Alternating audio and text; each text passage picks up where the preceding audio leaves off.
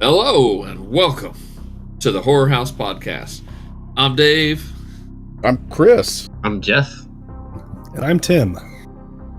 We're four guys that like to talk about horror and horror stuff.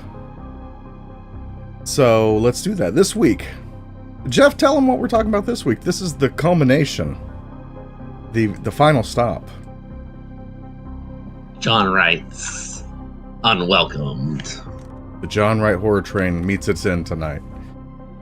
Tim, you're just in time to bear witness the John Wright. We've done. Jeff, run us down what movies we've done of the John Wright verse so far. We did Grabbers, and then we did Tormented. Tormented. What year was Grabbers? Do you know off the top of your head? 2009? Oh, Maybe? I thought that was Tormented was 2009. Okay. I'm not saying they can't be 13, I think. both the same year, yeah. Grabbers was 1746, I believe. Right around the turn of 1746. But we've got 2012 film. Oh, that came out after Tormented?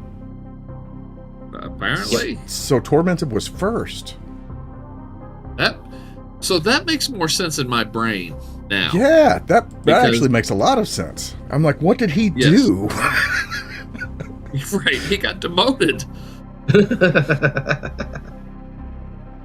Tim, you're gonna have to go watch it. Go watch those episodes real quick, Tim, and we'll come back to you. Let's do a viewing party. We'll just all watch them together for 8 hours. We could do that and get drunk with grabbers. Every time somebody drinks, you take a drink. And none of us will survive the podcast. There you go. Right. Well, I will because I drink seltzers. So I'll be the only one that doesn't get drunk. Let's get the back of the box description. We missed that last week. We missed the back of the box description. All right. VHS. Well, well. What's wrong? The floor is yours. Okay. All right. Well, talking about Unwelcomed, it is about a pregnant couple that they live in the city, and then they get a home invasion, and they're attacked. Then you find out later that his aunt passed away, and so they move out to Irish countryside, which then they need to fix up the house a little bit, and so they have to hire some builders who pretty much attack them,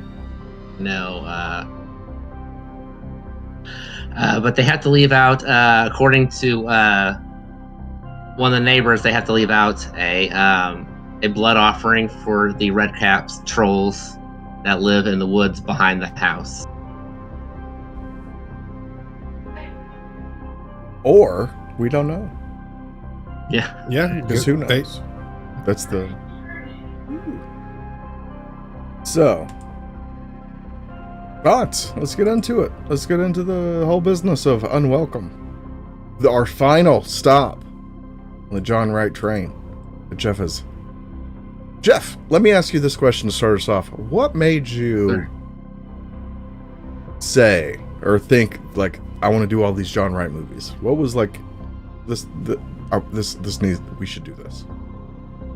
I was just looking for just something to watch, and then I was like, oh, here's this movie Grabbers, that looks pretty interesting. And then I was like, oh, who else, what else has this guy directed, and I was like, oh, look, here's several different movies. One was like a sci-fi movie with Ben Kingsley, and then all these other 3 movies that were like, one's horror, they're all like horror comedy, but I feel like Tormented is a little bit more horror than the comedy, and the other ones are just, this one's Grabbers is more comedy than anything else, and then Tormented is kind of in between, and then Unwelcome is more, I feel, more horror. I thought Sorry, I didn't mean to step on your toes there. You're fine. I thought he really showed a lot of range because they are very different tonally. Obviously, like you said, Grabbers is comedy and the other two are more straightforward horror. But even between the paranormal slasher of Tormented versus the home invasion redcap story we have with Unwelcome, the tone of the movies are very different. So I think he really does show a lot of range as a filmmaker. I agree. It's like we said at the top of the show. Me and Dave thought that Grabbers came first, and then there was a dip in kind of quality to Tormented. But no. We just didn't pay attention.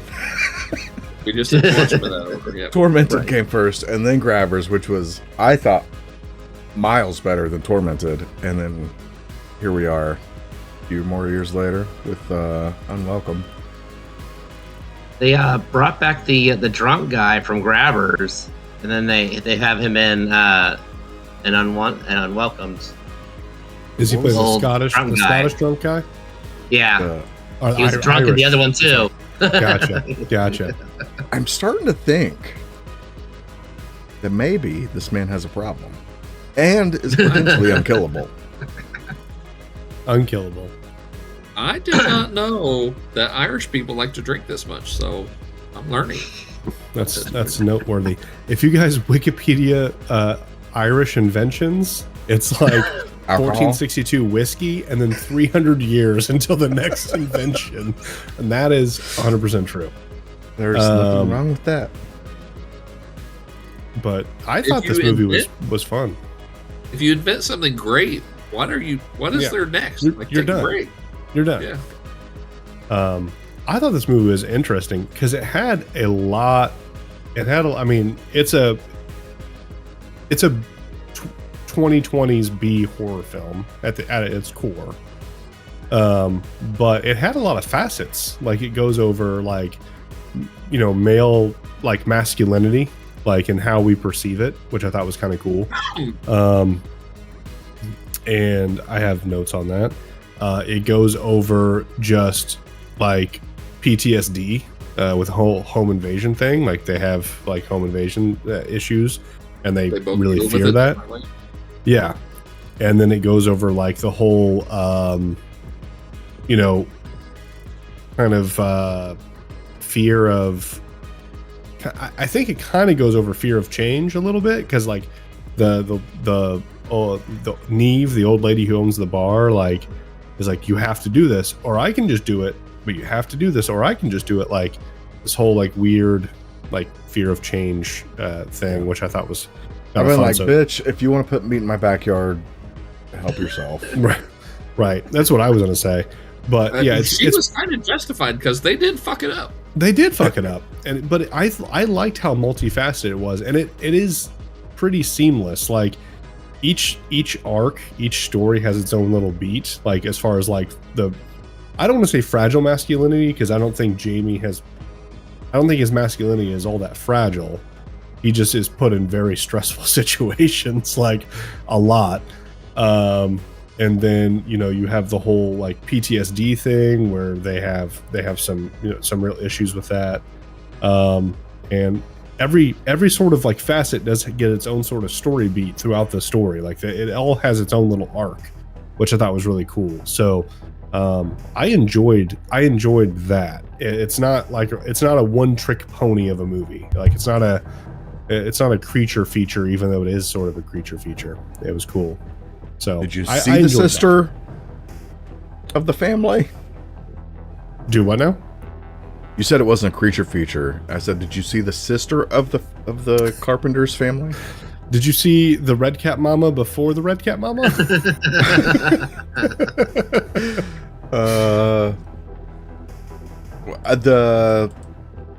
The actors. Let's talk about the actors real quick. I thought I was kind of surprised by some of the people that were in this. The main guy, I forget his name. You just said it.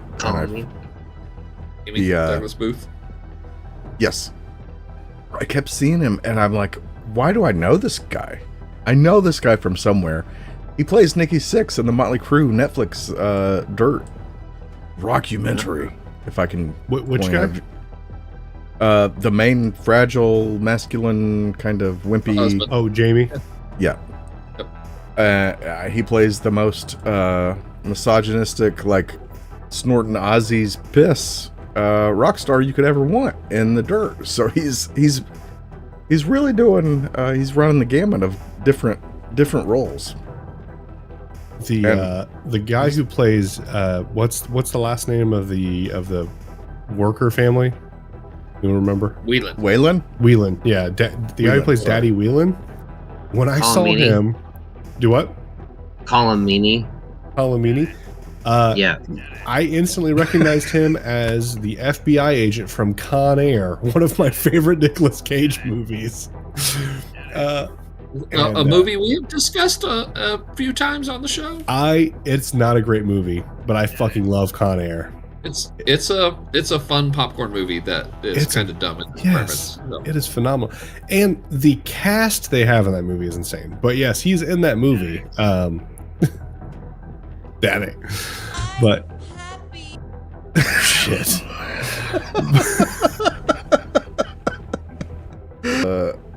Maya.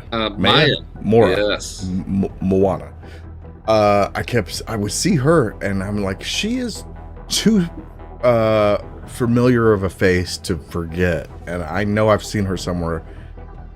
She plays Ghost in Ant-Man versus Wasp. I'm like, of course. That's awesome. So she's in Thunderbolts then. Oh, is she? I don't know. Ghost is in Thunderbolts, yeah. She is supposed to be in Thunderbolts. She also, Tim, plays Jill Valentine in Welcome to Raccoon City. Bam! Oh shit, I haven't watched Welcome to Raccoon City because I cannot. We did it. I can't fuck with bad Resident Evil shit. You can. Resident Evil's sacred to me. It's not horrible. It's not horrible. If you could believe that they shot a bazooka in the back of a truck and everyone survived except the bad guy. That's good. It's real good except for that thing. Maya is fantastic, by the way. Her character is she's great. A good actress. Yeah, she's her a good character actress. is phenomenal. She's also in side character. She's a supporting actress in the Tomb Raider movie, and she was in Ready Player One, which I really was disappointed by that movie because it's cliche to say it wasn't as good as the book, but it wasn't as good as the book, except they put the scene in The Shining into the movie, which was amazing, and I wish that was in the book. Yeah. That's awesome. Oh, that wasn't in the book? I never finished the book. No, that's not in the book. What can you do? I don't know what's happening. I thought this movie was very well acted, though, top to bottom. Even like the extras and the side characters. One person, the sister, I thought was terrible, but she also serves as when she finally gets it, you're like, well, thank God for that. So yeah, she serves that purpose, so I'm okay with it. I thought she was a good actress because I hated her so much. Yeah, I felt like I hated her because she was a bad actress. Why'd they have to do my bro Hodor so bad though? They really did. What the fuck, guys? Can we get into that? Like the fucking Lenny, they're definitely going for the Of Mice and Men fucking story with him, right? But he's also so like a creeper and a rapist. Yeah. That was. I actually was talking to my wife about it. I was like, okay, so and then we're talking in front of our 3-year-old son. So I'm like, there's a grape scene, talking about where Hodor tries to. I think it was attempted grape, right? Attempted grape, yes. But my whole issue with Jen was like, oh, and I don't think about this because I'm not a woman. She's like, I bet it served no purpose to the story. It was just thrown in there. And I was like, no, it kind of did, because it gave her a reason to like call out for help and then receive said help, you know, so it kind of had a reason. Could they have figured out another way to do that? Probably. But I also felt that showed how resourceful Maya was, just because she almost got away on her own, right? Mm-hmm. So like, I thought that showed kind of how resourceful she was, and then she just got overpowered by this gigantic fucking man. Which I don't believe. She was jogging like a champ as a fucking 8-month pregnant lady. Like, she was killing it. Yeah, I'd had a baby like hanging down out of my bits if I had, like, there ain't no way. Right. Ain't no way. Come on, 8 pounds isn't that heavy, guys. If it's hanging off her womb, it probably is. Let's attach a hook, a Hellraiser style hook to the taint. Yeah. And hang a fucking turkey. I'm going to see you do a Kegel exercise with an 8-pound weight. Look, I had a 2.3 centimeter tumor, and I was ready to die to get rid of the pain. So, how many pounds was that? Probably an ounce. Oh, you was talking in Canadian weights. I don't know what that means. A Canadian ounce. A fluid ounce. A full Canadian pound? 1/16 of a Canadian pound. Not quite a toonie, but more than a loony. It was a good dollop. Jesus Christ, Dave. just a dollop of tumor. Oh man. Can I talk about I think the thing that I am probably my biggest nitpick of the movie is the lighting for the first half of it. Okay, half-ish. So I think that's intentional. It has to be. It has to be. They were going for in my mind, I paid a lot of attention to the cinematography because it is pretty pronounced in this movie. They're going for a full-on Wizard of Oz effect in this movie. Like, the sky is reflecting the story. It's like a full-on Wizard of Oz effect. 100%. Now, is that a good choice? I don't know, but I believe that's what they're going for. The city is so dark. I thought it was a CW show for the first half of the movie. I'm like, what is this lighting? I thought they were on a set. The Green Arrow was watching that whole shit go down outside the liquor store. It looked fake to me, the lighting. Once it got to that like halfway point when shit starts to really get real, I was like, I'm more in now than I've ever been. So, I mean, and so John Wright was like, nailed it. So I actually, I have a point that maybe it shows my misogyny, and I don't mean to be misogynistic at all. But at the very beginning of the movie, they find out they're pregnant, right? They have this big joyous moment. But before that, they had a very kind of intense conversation about how they haven't had any luck, right? And it was kind of awkward and weird to me. And then she finds out she's pregnant. They're celebrating. They're very happy, as any couple should be that's been trying and unsuccessful. But then she's like, okay, yeah, I have to call my mother. And then she goes into the bathroom and shuts the door, even though she had just had the door open peeing in front of him. And I was like, she's getting ready to call the dude that really got her pregnant, because like this dude hasn't been able to. Oh. And that obviously wasn't the case at the end of the movie, right? Or we don't know that it is, but that might like instantly, first like 10 minutes of the movie, I'm like, this is going to be some weird like love triangle mixed with a horror movie sort of deal. Didn't end up being that, thank God. But yeah, that's what I thought, like, because she had just peed with the door open, checking, doing the pregnancy test. They find out they're pregnant, they're super happy, blah blah, and then she like is like, okay, I have to go call people, and like walks away and shuts the bathroom door. And I'm like, that's weird. You just peed, you're not going in there to pee. Why are you going in there and shutting the door, lady? Like, maybe I'm being too Sherlock Holmes about it, but that kind of caught me off guard. Thankfully, it didn't end up being the case, but I just thought it was a weird choice. the apartment is so small. That didn't occur to me. The apartment is kind of small. Right. Maybe it's just wanted privacy. Sometimes you just want privacy. Right. I can sympathize with Stella.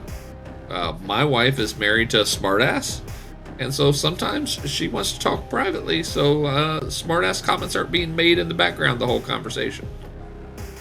Makes sense. And Jamie does come off as sort of a sarcastic, goofy character. Yeah. I get in scientific terms, he's a goof. Yeah. He is a goof. I liked Jamie in this movie, even though he is a coward. So I talked to my wife about this because I was curious, because we've had the whole, like, there's the scene where the junkyard dog kind of runs up out of the RV there and like goes to attack them. Jamie backs up, right? He doesn't necessarily hide behind his wife, but he backs away. The effect is the same. Right. And so, like, I was talking to my wife and I was like, that's happened to us 3 or 4 times in a relationship where like a fucking strange dog has run up and started barking at us. And my first instinct has always been, and I asked her to confirm, my first instinct has always been to get in front of her, between her and the dog. And I have always done that. Like, just, I've gotten in between her and the threat, and I'm just like, nope, I'll deal with this. And so but I also know that it's kind of a genetic thing. Like the fight or fight response is kind of genetic. It's not really taught. It's just, especially as startle, the initial startle response. Right. The initial, and it's, flight, fight, or freeze, which I didn't know freeze was an option, but my wife taught me about that when we were talking about this, because I didn't know.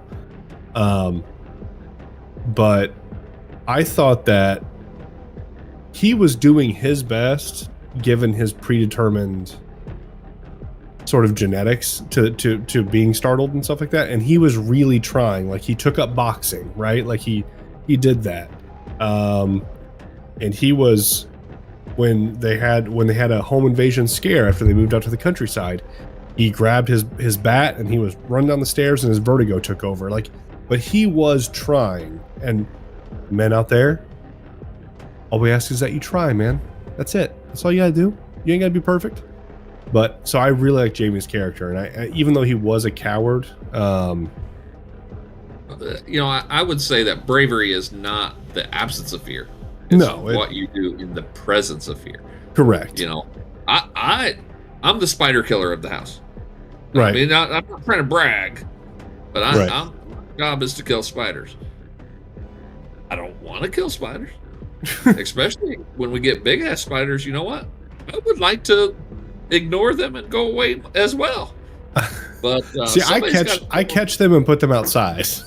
You're killing them anyways by doing that. Yeah, well, that's true, but I'm not killing them. The elements are. But you're a part of it. Okay, healthcare CEO, health insurance CEO.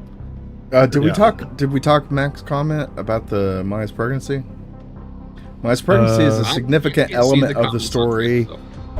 Maya's pregnancy is a significant element of the story. How do you guys interpret its role in the context of survival, protection, and generational fears? I have notes on that, Mac. So, in the very first scene, when they figure out they're pregnant and then they have the home invasion,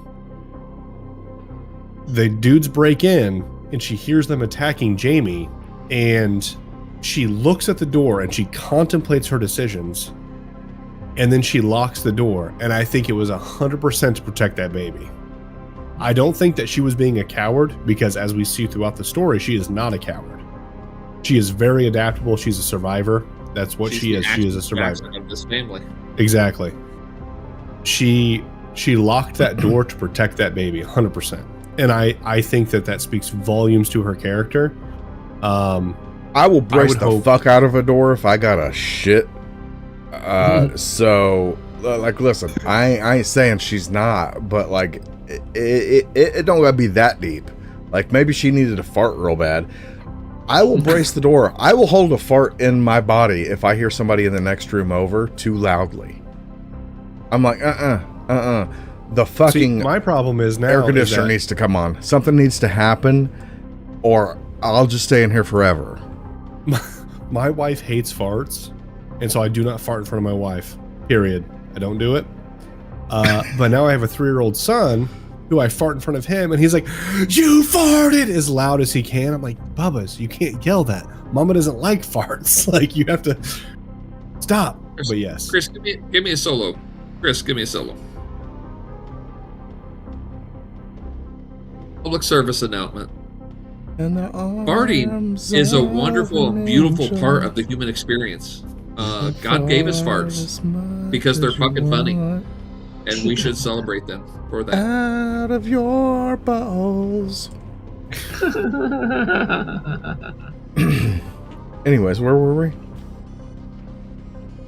Talking about Maya's survivor instinct.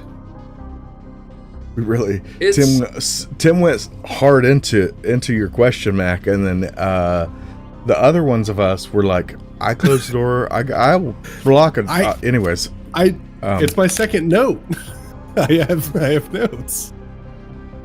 No, it makes it strange.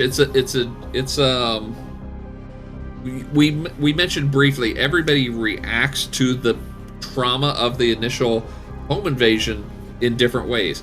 Right. Jamie takes up boxing. He's trying to be more physically fit. He's trying to be more aggressive. And then Maya adapted to the first home invasion when she tried to hide herself and protect the baby. And in the second home invasion towards the end of the movie, then she is actively, she knows these redcaps have taken someone else's baby, and she's saying, please, I'll do anything to save my husband. So it kind of feels like she's forgotten about the baby at momentarily, because she's worried about what's going to happen to Jamie. Clearly, it was going to be worse than what the first home invasion was. Right. His lack of action in the first home invasion leads her to like think that like, who would help? I did think it was odd, like you mentioned that. I did think it was super odd that like she knows that like Neve told her at this point that like, hey, she wanted to save her husband from pneumonia or whatever it was, and they took her baby, and she knew that. And then she was like, went up to this hut and was like, I'll do anything. Do we know that like, hey, that was her? Was she consciously being like, hey, I'll give up my baby too? No. Or did she not? About the baby at that point. I don't think she was either, Jeff. I agree with Jeff. I don't think that's what it was going through her head. I think she was in panic, and she was like, oh my God. Pure adrenaline. Yeah. Like, you're not going to think about certain things at that point. Yeah. There was no consequence balancing in her head. Right. Or she was like, no, I do anything except for take my baby. Right, exactly. You're not going to say that, right? So you're right. I'll do anything. Take my baby. Damn, take my baby. Like now. Yeah. I don't think that's what you start with, typically. Yeah. Right. Yeah. Start lowball them first. Like, yeah, I'll give you the socks I'm wearing if you save my husband, and then let him negotiate you up. Do you like the shirt I'm wearing? Like, what are you? Yeah. Are you cold? I got a throw blanket. You can take the dog. I got a question for you guys that are much more like horror oriented than myself. So, I had like when they go, yeah, flip the hair. When they go to the village for the first time and they're in there, and Neve kind of like comes to them with like this whole like, you know, your aunt was a follower of the old ways. To me, and I don't watch a ton of horror. I do enjoy horror, but it's not my bag. It felt kind of like they were kind of forcing it into the story, real like fucking 8-gauge needle, like straight to the heart, like no lube, just fucking going in. It felt kind of very forced, like they were just trying to like, hey, okay, now this is when the story begins. Like, boom, now we're starting the story. And it was jarring to me. I, eased into it after that. That's fine. But like, how did you guys feel about that, like, kind of introduction, being like, there's the Fardig, and they're also known as the Redcaps, and they're this whole thing, and like, blah, blah, blah, blah. Like, 15 minutes into the movie, it's like, we're going to give you this whole, like, lore drop on these monsters. So fucking weird. Jeff, I think if she had like the next morning, they wake up to her in the backyard leaving food for them, would have been a much more natural transition. And Agreed. She could have told them like, "Oh, your aunt always believed in this, so I thought I would keep the tradition." And they say, "No, we've been through a lot, and we don't want you here." I think that would have felt more natural than to bring that up at the tavern when everybody's celebrating. Right. Jeff, what do you think? No.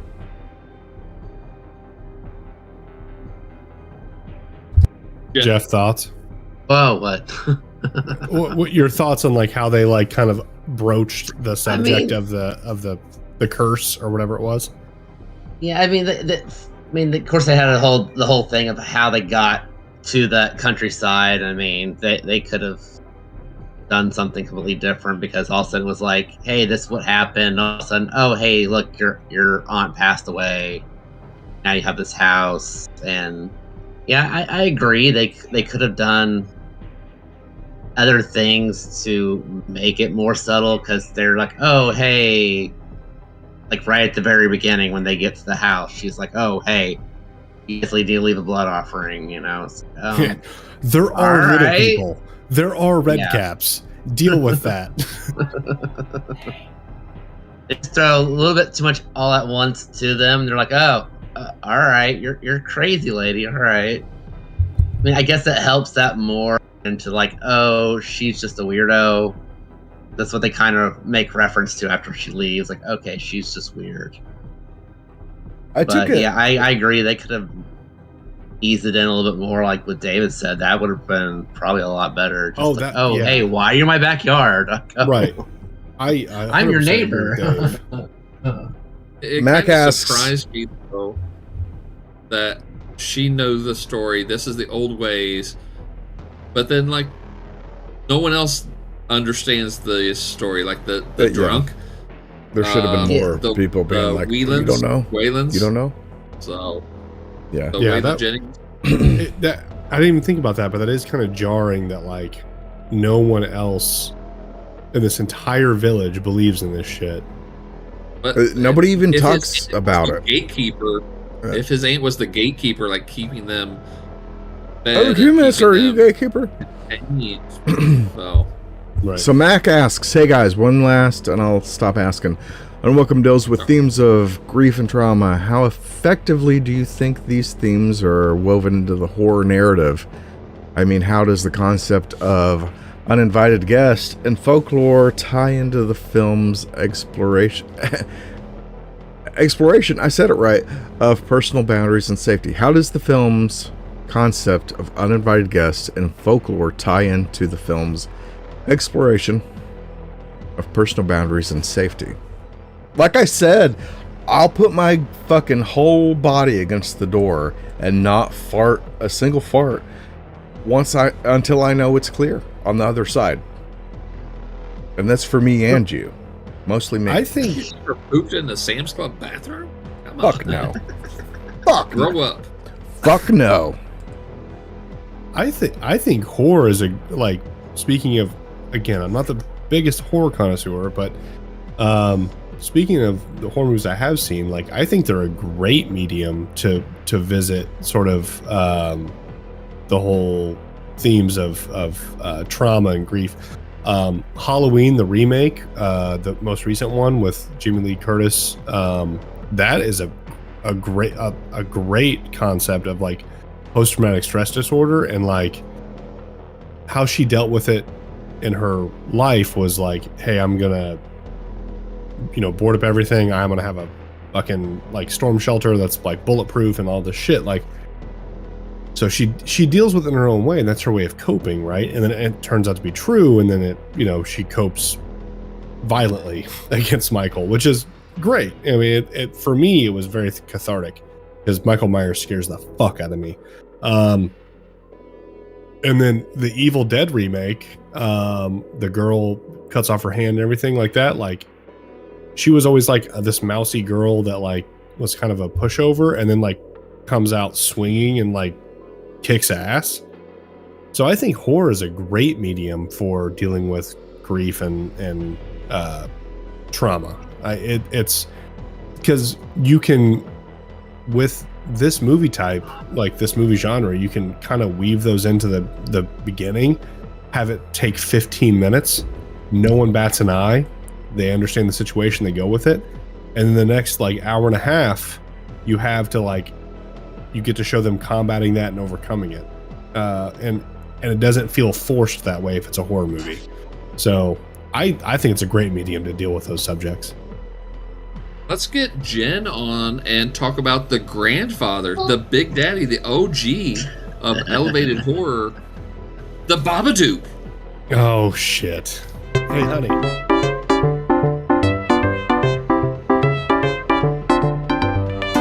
She just rolled her eyes at me and looked the other way. I know I'm in the minority. I don't think it's an awful movie, but I don't think it's great. You are 100% the minority. You're in the minority that we should deport. All right. I liked it, so I mean. Oh, thank you. I wanted to keep you around.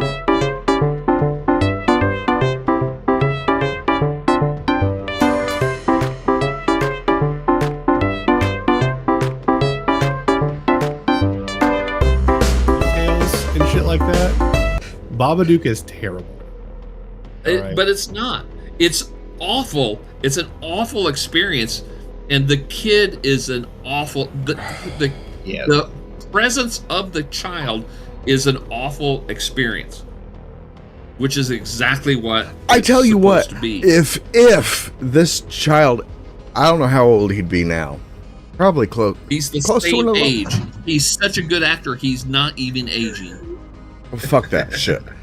If he's ever on the convention circuit and we ever run into him at a Horror Hound weekend, I'm going to give him $50 to sign my fucking picture that I pick out for him.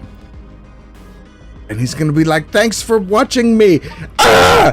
And then I'm going to take it, I'm going to wad it up, and I'm going to throw it in his face, and then I'm going to run out of Horror Hound. Hold on. After I spit You in guys it, and then I wad don't it up. like the child in the story? No, in Babadook? Fuck no. Yes. No, he is the worst The of all mom is time. the problem, not the child. Holy fuck. Okay, I have to rewatch this movie to see, because The child is the worst thing I've ever seen in any movie. I didn't have a child when we watched the movie originally, but I don't think you in the need a movie, child like, to understand a bad actor. I'm sure he's a bad actor, but I'm looking at the child's plight. Okay, so you're mad at his acting skills, not at the plight He dealt ruins with. the entire movie. Yeah, the story's whatever, but it's ruined by the acting. I don't think it's bad acting. I think he's awful. I think it's the worst. On purpose. He's grieving the loss of his father, and his mom is grieving the loss of her husband, and she is not able to provide the love and support that he needs. It is a decent movie. I'm not over the top. I'm not saying it's over the top. I'll rewatch it. I fucking hate that movie. I'll rewatch it. I ain't rewatching fucking Babadook. Why are we on the Babadook now? What is here? We're on Unwelcome. We're on Unwelcome. Fuck that. Fuck Babadook. I do have a note here. So red caps, fun fact, are an amazing D&D monster in 5th edition. They are phenomenal. And they are a great way to fuck up like a 5th level party. So their whole thing is they have to dip their hats in fresh blood every like few days, or otherwise they disappear from existence. And they're aware of this fact. So they're aware that they have to dip their hat in fresh blood to live. They stomp around in big iron boots. They have they're a CR3 creature, which means one of them should be enough for a party of 4 3-level characters or 3rd level characters to handle. So 5th level characters, you could like throw like 4 or 5 of these.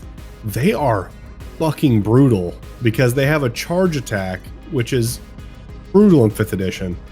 They can charge up and kick you for like a median damage of like 20 damage and knock you prone which sucks in 5th edition. They're awesome fairy creatures in D&D. They're phenomenal. So I wanted to give a shout out to my fellow our tabletop RPG nerds. Red caps are also a D&D creature, just like they are in this movie. This movie, they're a little bit more, I would say, stealthy and subdued compared to 5th edition lore. But they are a fun addition, and you guys could add them into your own D&D campaigns. And I will do that from horror movies from now on. When we have a creature feature, I will find out what D&D creature best fits that for my tabletop nerds, so they can put that in their own campaigns. They're doing a horror campaign, which I have done. A horror campaign, a lot of fun. So yeah. But Let's talk about the comedy Comedy's real quick, because I need. I don't think it relieve needed myself for to. just a moment. Goodbye. I don't. Grabbers, I thought comedy was great. Tormented, I vaguely don't even remember the comedy of Tormented. But in this, Pretty like, you know, there was the parts where they were in the bathroom fighting. Real absurd.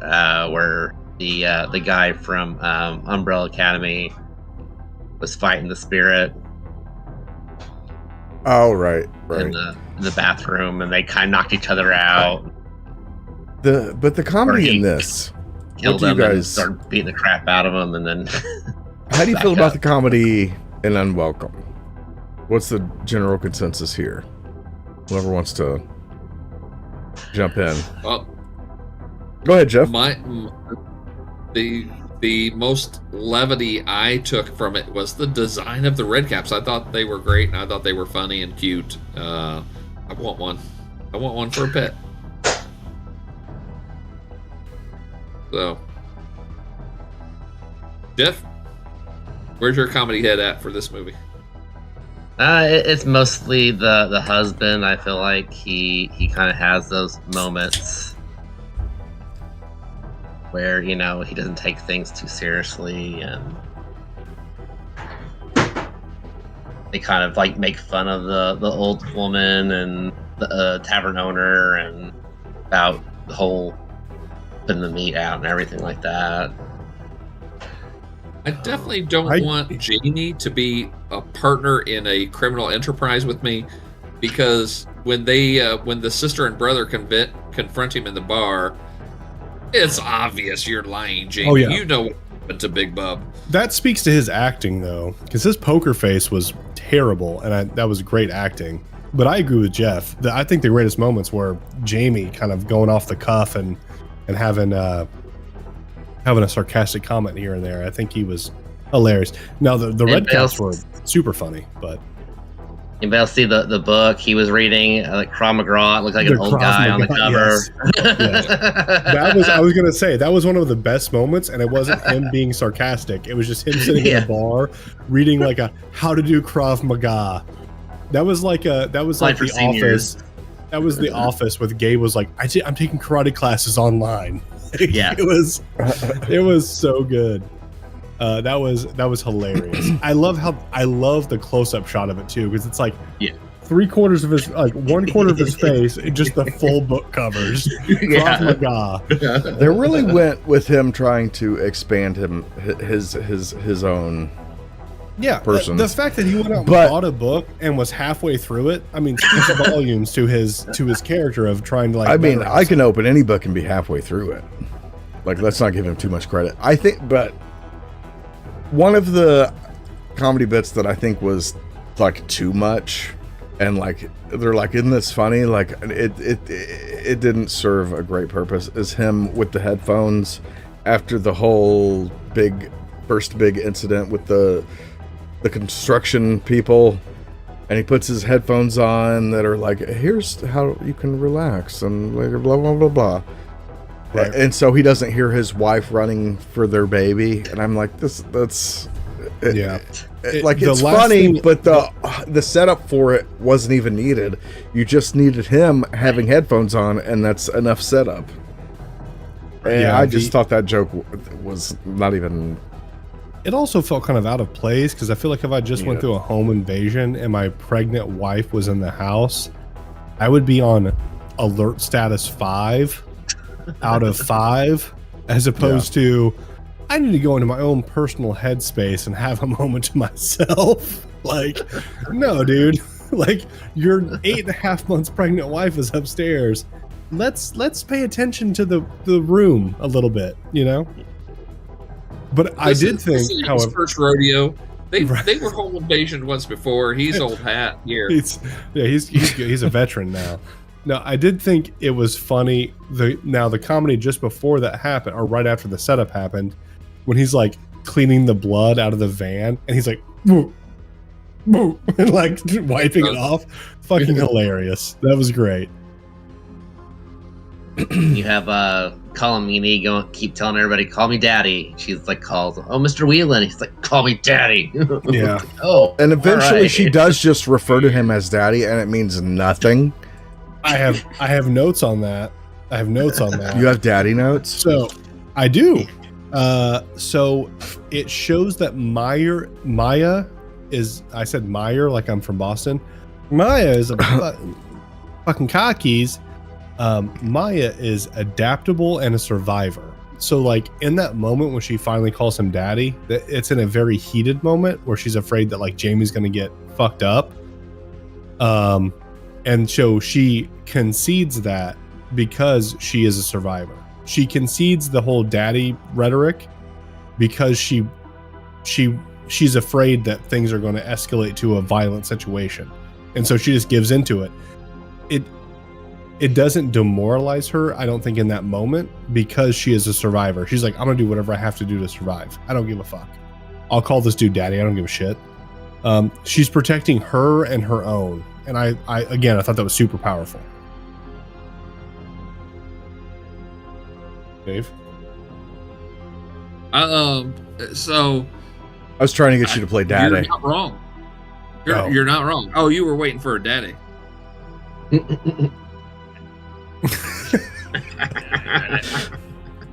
I agree about Maya's adaptability. In fact, after surviving 2 home invasions, she's not afraid to commit her own home invasion to protect her baby and get her baby back.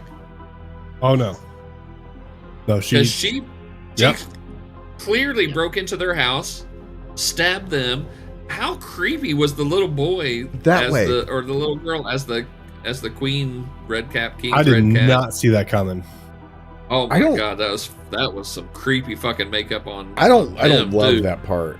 How old did Maeve have to be for her daughter to look that decrepit and old? That's really my hangout. I think that was malnutrition more than it was age. No toothbrush. Yeah. Did you see those tits? The tits don't hang like that from malnutrition. I got some websites to They show do that. if you don't have any biotin in your fucking diet. She's She surviving on raw liver for Yeah. how long now? That was malnutrition. Wow, so she's for got sure. all the protein she could ever want. Wow, what a anyways. Yeah, but Maya breaks into their fucking house, shanks them, pokes some fucking eyes out. There are too many And red then- caps dying in this movie. Is my complaint. I fucking love that. I love that. And I'll tell you why. There's too many times in a creature feature like this where the creatures are indestructible, and they show that, hey, these creatures are very fucking strong and can like deal with problems pretty handedly. But You they're got like still 4 just red caps human. at the end of this movie. You started with 10. I can't trust you guys with red caps no more. They're still carbon-based life forms. Like they're not that mystical in the grand scheme of things. You stab And I anything like that. this way, like this is so sensitive. Like, and when you go slow, it is like the worst. We Right. just talked And about. they're not We're just mystical. Dawn of the Dead last week, saying there was a kill. Because didn't they just conjure a fucking skull full of blood, which came out of nowhere? Like, where the fuck did this come up? Yeah, that A was blood pretty from- mystical. Yeah, that kind I of thought took that me was- out of the movie.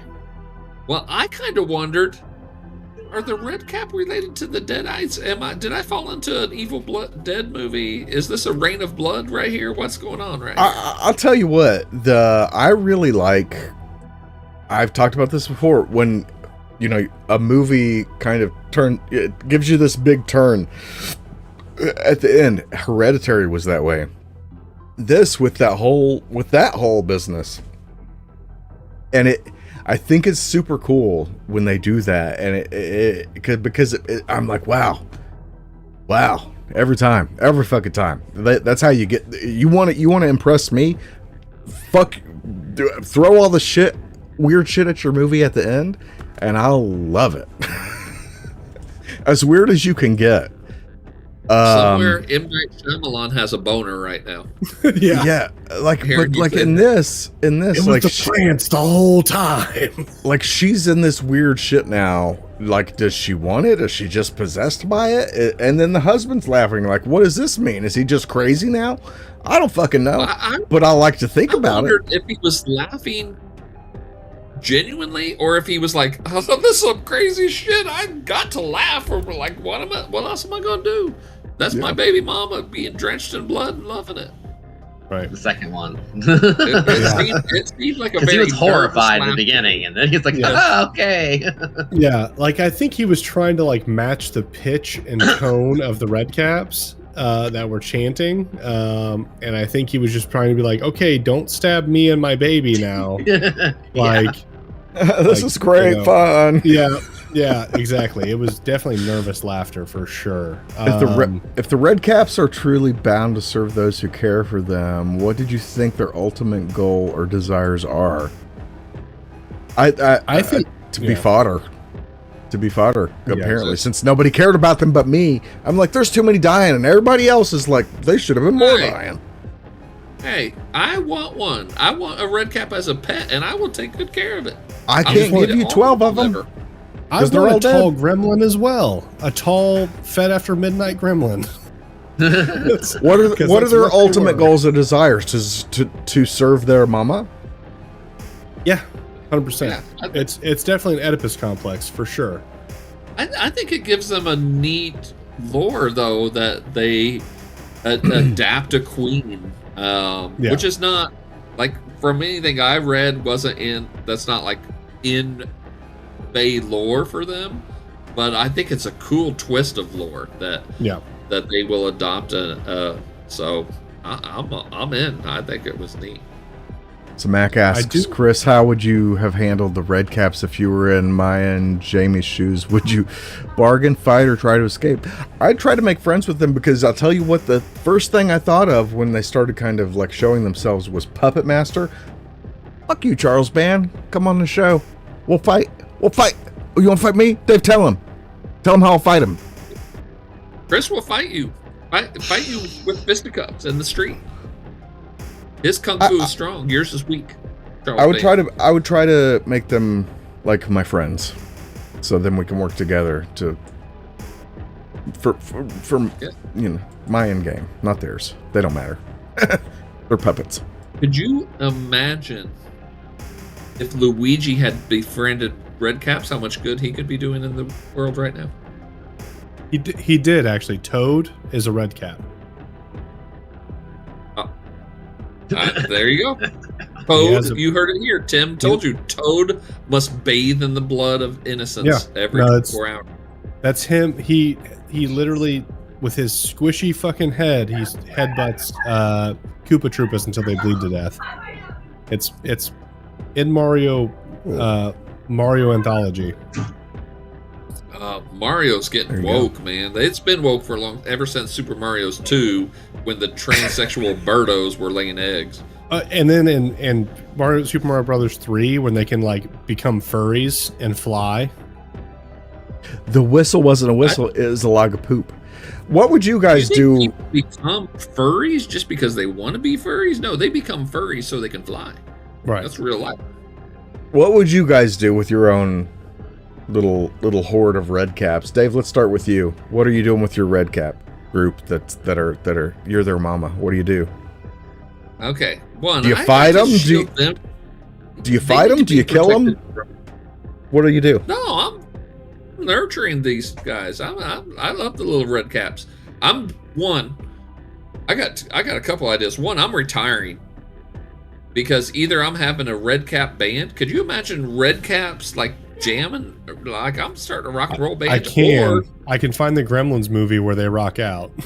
Yeah, or a red cap wrestling league. Oh shit, that's a great idea. So, Okay, Jeff, what would you do with your red caps? I don't know how much you can really control them. They serve you, but I feel like they just kind of do what they want to do if you're not around. You know, it's like they just get in trouble. You know, like crap. Where they go? They killed the old lady again. Fuck. Tim, what would you do with your little red caps? I would immediately surrender them to my wife. I know my place, and it is not the leader of the Goblin Army. My wife is actually known as the Goblin Queen. So, Chris and I are actually two of her goblins. So that's we call her Goblin Mistress. Like Anderson, so if she needs us, and we are the what goblins. So, and I feel like the red caps are pretty much goblins.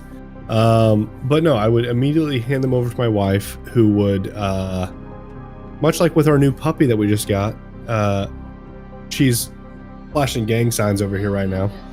Oh, she's doing this again, gang signs. Trying to make that an R. Oh, it's a little man. It's a red cap. Yeah, it's a red cap. There you go.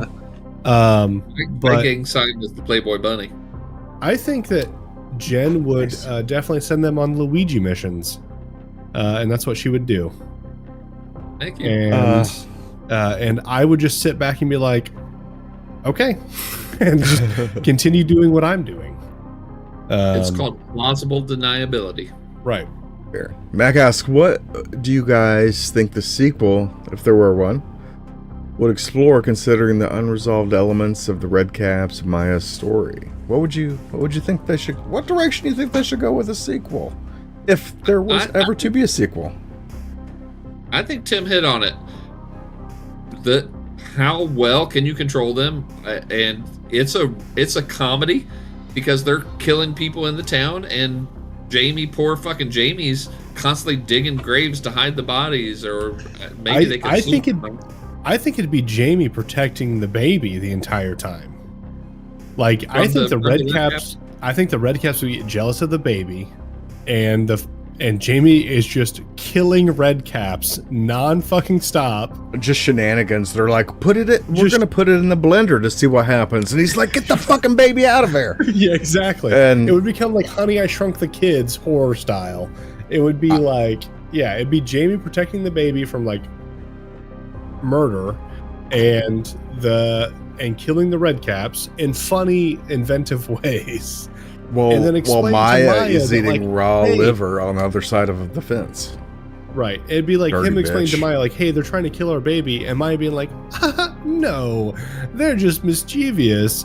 They're my children too. And like, it's this whole, and then at the end, you know, much like Game of Thrones, spoilers, Jimmy just has to kill Maya at the end.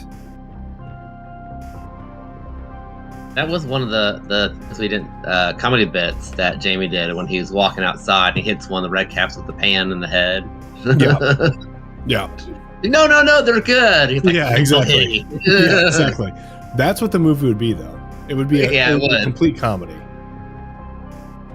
Let's go around. Do you want a sequel, Dave? Would you want a sequel to the Unwelcome? I would welcome a sequel. It would not be unwelcome. All right, Jeff, sequel. Sequel, yes, yay or nay? Dave, I told you, you can't do puns anymore. You can't control me. I'm a red cap. He's his own red cap.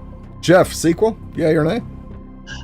Yeah, I like you could really explore the red cap kind of lore and stuff. They kind of went into a bit where, you know, they had one in the woods when the drunk was walking through, and it looked like he was a child crying. You know, they really didn't go into all of that kind of different things. Like, oh, here's this, and then after that, it was like, oh, we're gonna here to protect you because you're feeding us, you know.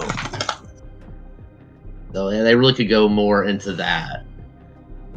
All right, Tim. Yeah, I Sequel. agree with Jeff. Like going into the psychology of the Red Caps and like what it would take to kind of keep them in line from like not destroying humanity as a whole. It would be fun to like not see how they reproduce. I don't want to. I was thinking the same thing. I'm like, I want to see them I want them to force us to watch Red Caps fuck. I don't want that. I want them to force us to watch that. No, we're thinking the same thing. I want to see them, but I really don't. But like they're going to show us. Manner, like how quickly do they reproduce? Like are they what a set positions? Number? What is that lore? Do they whisper? Do they whisper to sprout, each other? or Right. are they born? Yeah. You guys are sick. You guys are sick. But But there is a priest in the movie, and I would like to see in the sequel the priest try to seduce one of the Red Caps and get his dick bitten off. I actually would like to see the. Okay, so yes, that is funny. High five. And topical. I see what you're going for that. I would Canada like to boy. see one of the Red Caps seduce the priest, though, because that would be more funny to me. Like It's a Red like Cap Grim. like, This is going to be like Gremlins. That's just Gremlins too. Yes, That's Jeff. just Gremlins Yes. too. Let's Let's do this. yeah. I think it'd Mac, be- but yeah, get John Wright in. yeah. Message John Wright. Let's Tell discuss him the sequel. we've got some ideas.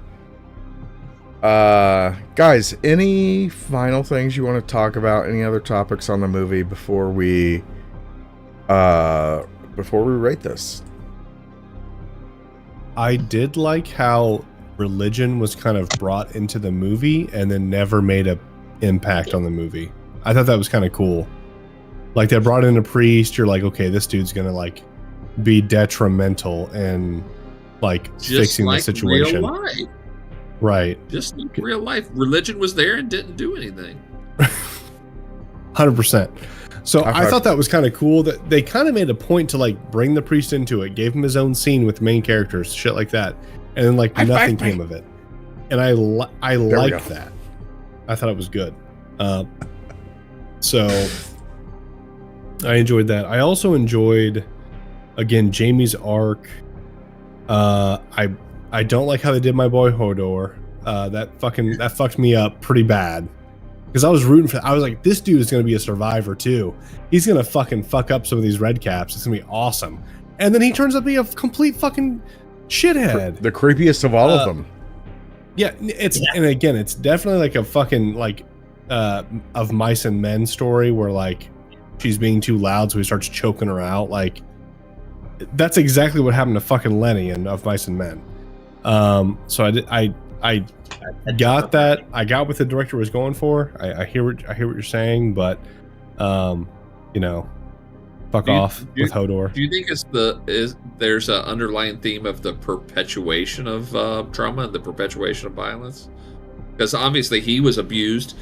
Yeah. Physically, you don't know what else might have gone on. I mean, right. Physically and emotionally, if his dad's telling him, "You're the reason your mom's not here, you big sack of shit." Yeah. No, his lack of empathy was 100% understood.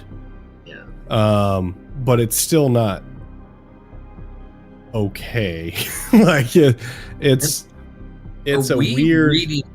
Are we reading something into it, saying, "Oh, this poor guy, like he's a big lug, he's maybe developmentally disabled"? You brought up Of Mice and Men, but is he though?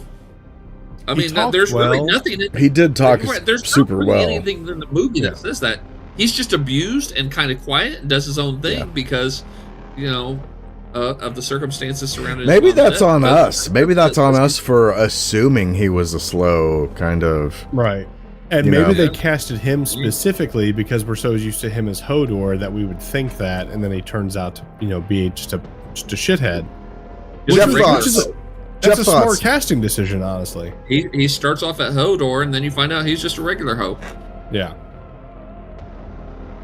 He could be autistic. He's got the headphones. He's got to be in his personal space, you know, to calm down. Right. I feel like Dude, They kind of give you that idea that he has some kind of issue. If it wasn't for earbuds, I couldn't hold down a fucking job. That's how I watch anime at work. So, Jujutsu Kaisen, guys, really good horror anime. Watch the first episode. You should watch the first 3. You'll be hooked. I promise. I thought the first episode was good, but I did watch it. It is Jackie really also, I don't want to say my last name on stream, but they say my last name in the first episode. It's amazing. And then the only thing I have on here. Timmy Turner? Yeah, exactly. Turner. From Dimsdale? Yeah. I have Fairly Odd Parents. I want more horror movies to incorporate like D&D monsters. A lot of them do, don't get me wrong, but the fact that they call these like red caps, obviously they were called red caps before Dungeons and Dragons came out, but I think it'd be really cool to kind of go through the monster manual and come up with the horror movies for every monster in the monster manual. It'd be a lot of fun. That may be your topic for your. Yeah, we could do a monster of the week or whatever. Yeah, it'd be fun. But no, I'm talking about your IRL kind of like your big episode. Everybody gets one every so often. We come around. Okay. That doesn't so have maybe to be on a movie. It could be a theme. It could be something off the wall. It could be a genre. It could be a person. A real life thing like UFOs or paranormal. This could be, just food for thought. Food for thought. Let's rate this. Let's rate this movie, Jeff. This was your movie, so you're gonna go last. You're gonna finish this off. So let's start here. God damn. Let's start here. Tim, you start. Me, then Dave. Finish with Jeff. Give us your overall rating. Your final thoughts for this. I'm new to this. I'm new to this. Forgive me. Am I rating it based on a movie or based on a horror movie? Whatever you want to rate it as. Okay. No criteria. Your personal rating. I would rate this a 5 out of 10. It was middle of the road. I thought there was fun moments. I thought there was not so great moments. My whole criteria for a movie in general is that I don't want to be reminded that I'm watching a movie. And that happened a lot in this movie because of the set design, the fucking gremlin, the red cap screaming out daddy before daddy killed him. And it's like, dude, how did you know his name was Daddy? That makes no fucking sense.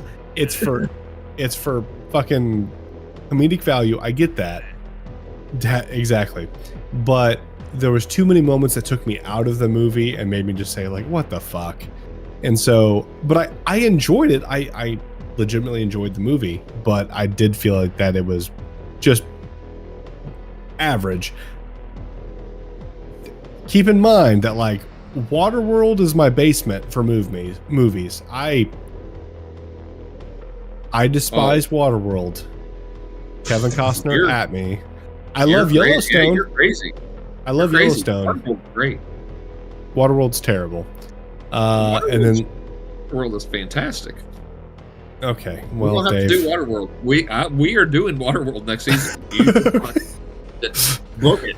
I will rewatch it and hate it every step of the way. And then fucking. You don't like Mad Max? I love Mad. I was gonna say like Mad Max Fury Road is like top of the list there. Waterworld is Mad Max on the water with Kevin Costner. Okay. All right. So five out of 10. 5 out of 10 there. All right. So for me, I'm gonna one up you, Tim, literally, and I'm gonna give it a 6 out of 10. I feel personally like it needed to be edited some more.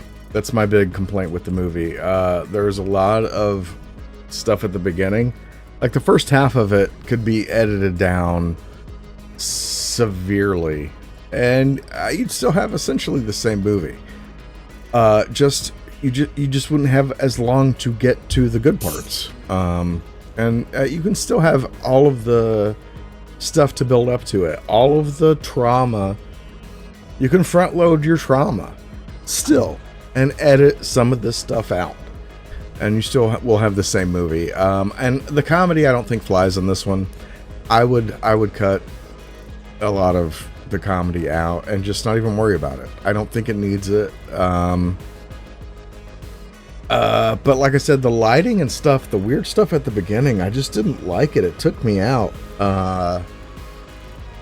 And it almost feels like it wants to be a slow burn, but not really. But I don't know, kind of maybe. But like, what do you think? But not really. But I don't know. Like, do you want to be a slow burn? There's, I got that a lot. The first half of it, and the ending is weird, and I really like that. I like that it went weird with it. I feel like this whole slow burn thing is like they introduce the red caps super soon, but they don't introduce the red caps until the very end. You know what I'm saying? Like they introduce the whole concept of them, but then it's like you don't actually get to like see them until like Act 3 of the movie. And I mean, we should have got some more hints of them to get into it. I mean, they're the stars here. But like I've said, I like when a horror movie takes what you're seeing and then is like, oh, and that I love that shit. And they did it in this, so I'll give them a little credit. I like those kind of what the fuck, what happened. But it wasn't enough to like lift it up into the stratosphere for me. So Tim gives it a 5 out of 10. I give it a 6 out of 10. Dave, my man, hit me. I agree. More red caps. What do we want? More red caps. What do we want them? Sprinkled all throughout the movie. I want more red cap shenanigans. I don't have to see them, but I would have liked to seen maybe a scene. I would have liked the ant to get off at some point, or the ant's friend or whatever her name is. That way, you felt less safe because the person who knows the most about them is gone. Right. And then show me like the red caps are sneaking up to the back door, but Jamie closes the door. He don't even know they're there, but he closes and locks the door. So then they get distracted and go kill the neighbor or something. Like I wanted to see more red cap mischief.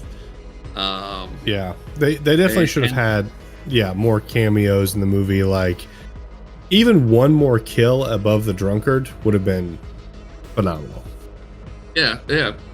But I also think that the more gratuitous kills you put in may add to the entertainment, but may take away from this message of how do we deal with this family trauma? When is home safe, and what makes family? So I did like the movie. As usual, I'm a little bit above Chris. I'm 6.5.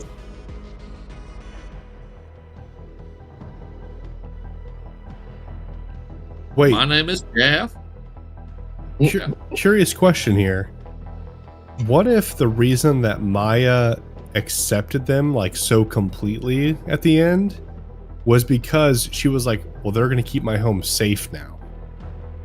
Oh, no, I think there's an element to that. She's embraced this at this point. Yeah, so. She's embracing these killers that can like keep her and her family safe.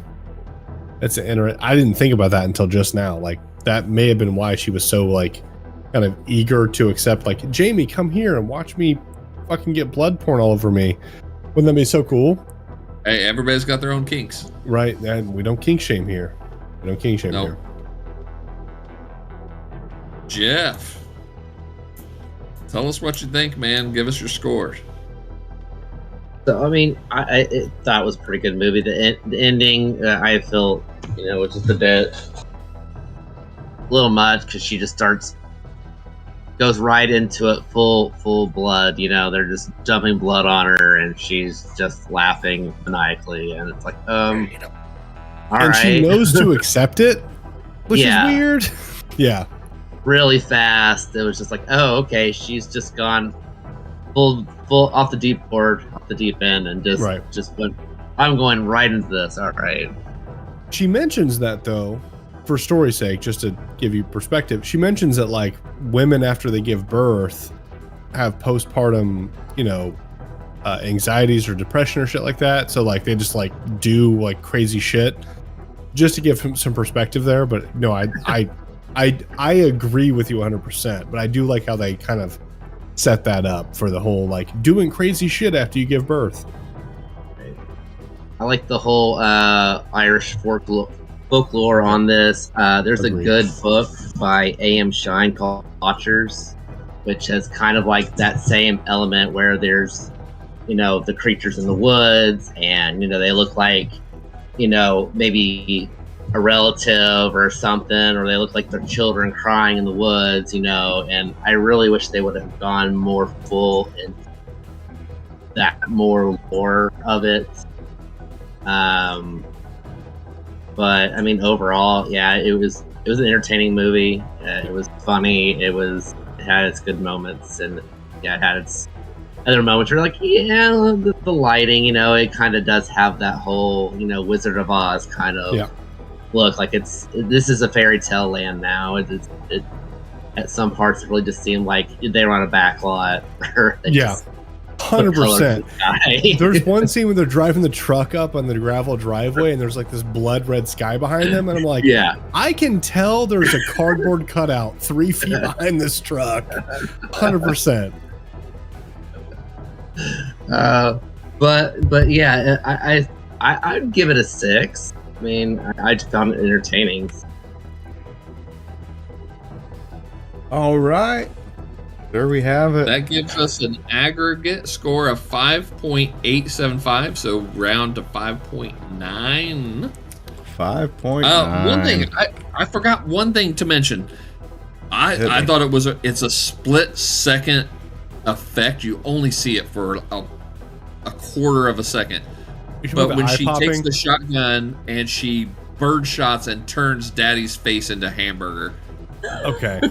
I had notes on that, but I wasn't going to bring them up until you guys were like, Tim, firearms expert, what do you feel about this? Birdshot wouldn't fucking do that. With that kind of range, he's getting every pellet of that. And I mean, you say birdshot, but you don't know the weight. You don't know what the specific I don't know the weight, but I know birdshot. I've shot steel board matches before, which is birdshot. Shot 25 yards at a steel board with paper targets with a little bead in the center that you have to hit. Okay? Birdshot at 25 yards spreads pretty substantially. Birdshot at that range is only going to spread about the size of a fist. That dude's entire face was blown off. Birdshot ain't doing that. It would have bored a fucking hole through his forehead, or at least like. But that's not entertaining to see. You'd see that. I would see that as not a gun expert and be like, oh, that's like a pistol shot. Like, you gotta. It wouldn't have peeled his entire fucking cap back. That's all I'm saying. I'll shoot a watermelon at 3 yards, and you guys tell me if it does that. It doesn't. I promise. Me and Tim used to play, Black Ops. Shotguns don't do shit. I'm like, Tim, you could shoot me with a shotgun point blank and it wouldn't kill me. I used to tell him that 3 times a week. Yeah. 3 times a gaming session, which back then was every night. All right. So let's get down to this. A new feature on the show. Tim, our newest member, but also lowest rating. Yeah. No, I again, I was entertained by the movie the entire time. I think a 5 for me is most people's like 2 or 3. Like, I was entertained by the movie the entire time, but there was moments that took me out of it and made me realize that like I was watching a movie. And again, like Shawshank Redemption, like where I'm just enthralled in the story the entire time. Those are my 10 out of 10 movies. So a 5 is really not that low of a rating in my mind. But now, Dave, congratulations.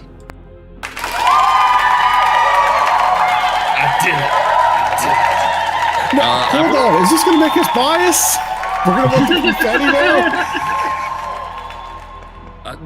now? I come by it naturally.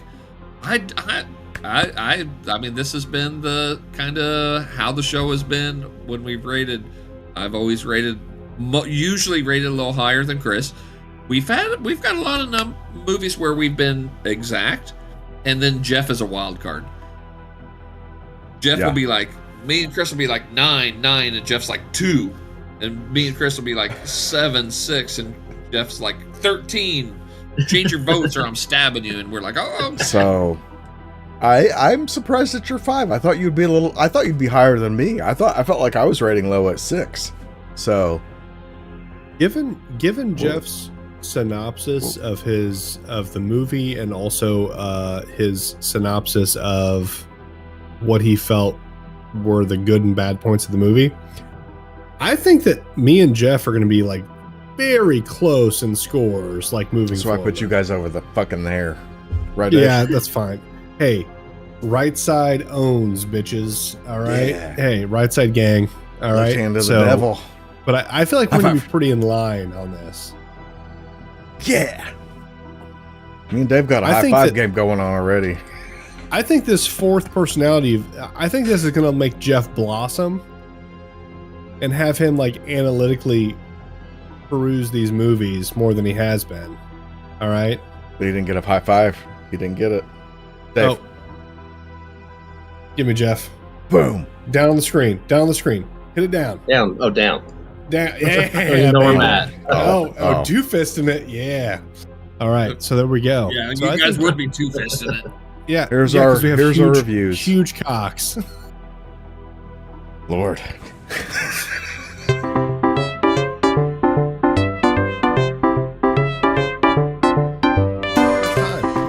That's my first technical difficulties. I feel everybody blessed. pet your rating. Own your rating. Oh, over here. Yeah. I hope everybody's enjoyed the new everything we've got going on tonight, because I like how my first full-blown episode I rated it the lowest out of everyone.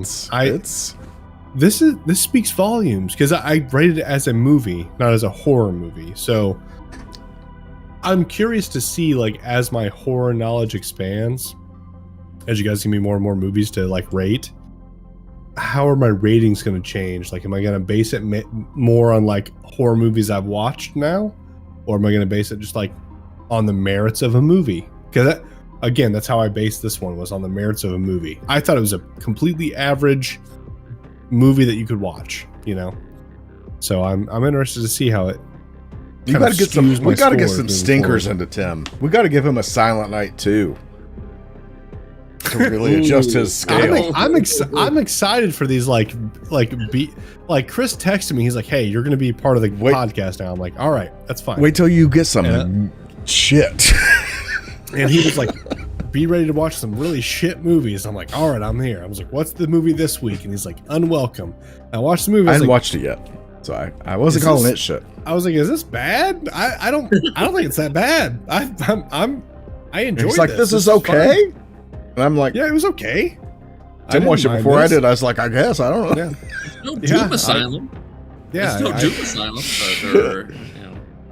But, So I guys, I'm a fan to be here. I enjoy I enjoy discussing films with you guys on an analytical perspective. I think it's that was the station. That wasn't Chris. I don't know what's going on.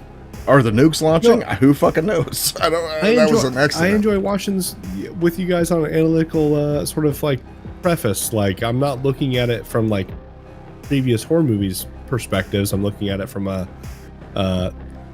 what's the movie mean to me sort of perspective, as opposed to next week, Dave's pick. Tim, Dave's last pick for the season. Okay, this is a movie possibly from your childhood. 1997.